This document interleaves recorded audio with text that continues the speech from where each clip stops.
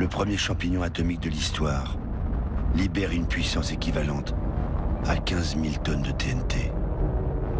Le Japon commémore demain les 80 ans de la tragédie d'Hiroshima. Le 6 août 1945, l'armée américaine larguait la première bombe atomique de l'histoire, 140 000 morts et la fin quelques jours plus tard de la Seconde Guerre mondiale.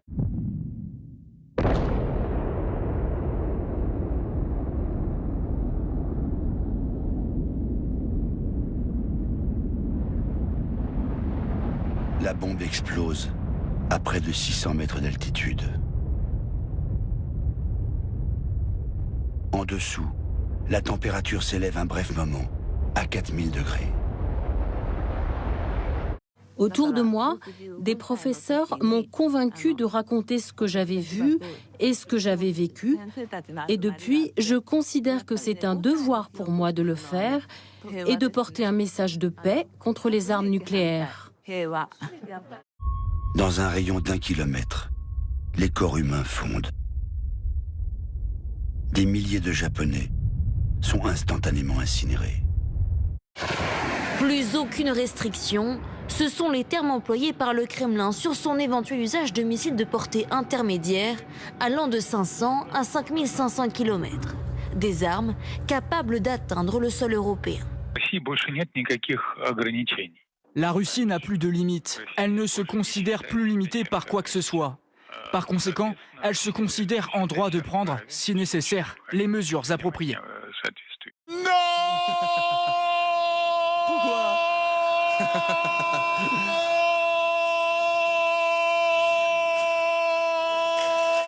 C'est la une depuis hier de tous les journaux israéliens. Bonsoir à tous. Le Premier ministre Benjamin Netanyahou aurait décidé d'une nouvelle phase de la guerre à Gaza, comme l'affirme cet éditorialiste. Nous allons occuper tout Gaza, c'est décidé. C'est une prise de parole rare, celle d'anciens responsables de la sécurité israélienne. Ils partagent cette vidéo dans laquelle ils appellent leurs collègues actuels à mettre fin à la guerre à Gaza. C'est maintenant le rôle des chefs militaires d'aller taper du poing sur la table. Nous sommes plus d'1 an au-delà du point où nous aurions pu terminer avec une réussite opérationnelle suffisante.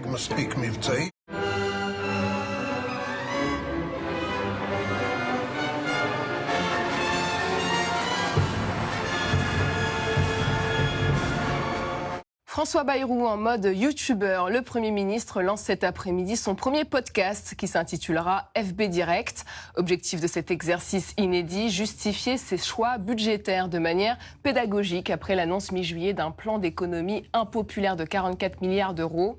On va accepter les efforts nécessaires pour sortir de cette situation. Si on ne les accepte pas, et ça dépend, j'essaie de vous regarder dans les yeux, ça dépend de chacune et chacun d'entre vous.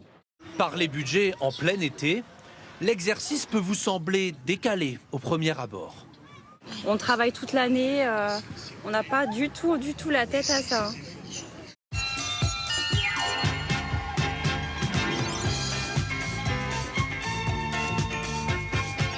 Direction le Japon avec ses températures historiques atteintes aujourd'hui 41,8 degrés dans la ville d'Isekaki, c'est dans l'est du pays et elle dépasse un précédent record de 41,2 degrés constaté à peine la semaine dernière, c'était dans la région de Hyogo. Non, vous ne rêvez pas, c'est bien un kangourou que vous voyez sauter dans la neige. Ces images surprenantes, elles nous viennent d'Australie. Le pays connaît sa plus grosse tempête depuis 40 ans. Un torrent de boue pulvérise en une fraction de seconde ce village indien, sous l'œil impuissant des témoins qui filment la scène, réfugiés sur les hauteurs. Attention! Maisons, immeubles, hôtels, rien ne résiste à la violence inouïe de la vague. Il devait rallier Madrid à Paris. Un Airbus a dû faire demi-tour après une collision avec des oiseaux. Pas de victimes à déplorer, mais une grosse frayeur pour les passagers. Le backflip qui est propre, il va se retourner. Wow, voilà, le sauvetage exceptionnel de Chris Kohler. Son propriétaire n'en voulait plus et c'est un régal pour ce crocodile.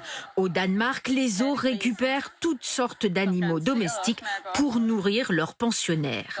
Je préfère les donner à un zoo plutôt que de les enfouir dans la terre où la viande est gaspillée.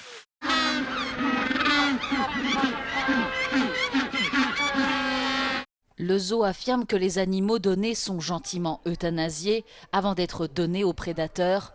De cette façon, rien n'est gaspillé.